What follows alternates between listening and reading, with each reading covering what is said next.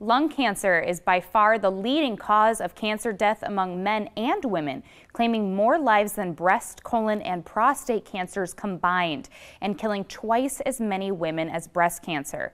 But there are many misconceptions about the disease. Dr. Jessica Donnington and Lisa Buenano are here to talk treatment and research. Good morning. Good morning. Good morning. Dr. Donnington, we'll start with you. We know lung cancer is the most deadly form of cancer. Is there new hope for people who are diagnosed? Oh, Kelly, there's so much new hope now. It's really amazing. It's an exciting time to be a lung cancer doctor. We have had a number of big breakthroughs that have all come through in a very short amount of time. And these go from new techniques for early detection with CT screening, through better tolerated surgeries for early stage disease, to some really miraculous new medicines, immunotherapies, and targeted agents which help stage 4 disease. The landscape of lung cancer has changed dramatically, and it's really exciting. So who should get screened? CT screening is really for those patients who are at the highest risk for developing lung cancer, and that is smokers and people who have smoked a lot. People who smoke 1 to 2 packs of cigarettes a day and have done so for 10 or more years, and especially for those who are still smoking now or have only quit within the last 15 years. If that's someone who's listening today, we really recommend that they go to their doctors and ask about CT screening as a way to diagnose lung cancer earlier when it's more curable. And can you explain more about targeted therapy and immunotherapy, and how do they work? Yeah, those are the kind of new medicines we have, and they're a little different than like standard chemotherapies, which target just fast-growing cells.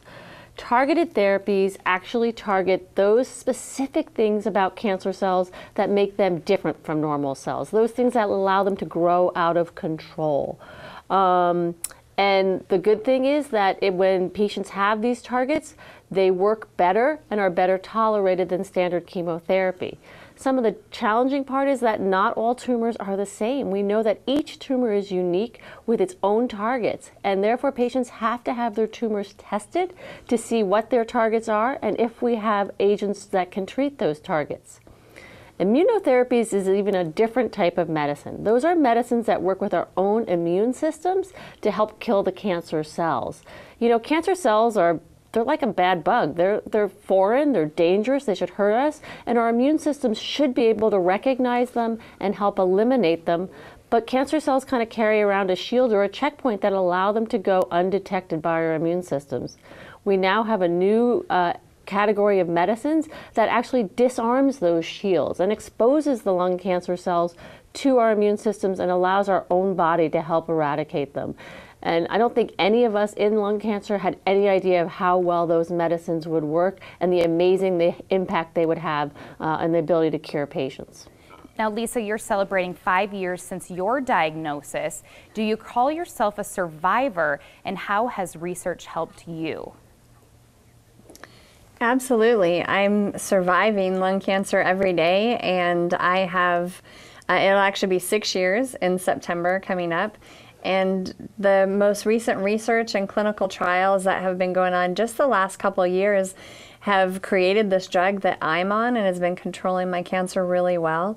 And it's given me more time to raise my family and make memories with my kids. And just the research that is going on is making such an impact in survivors' lives. But we need to continue that momentum because there's still so much that we don't know. So research dollars are critically important to be able to continue that.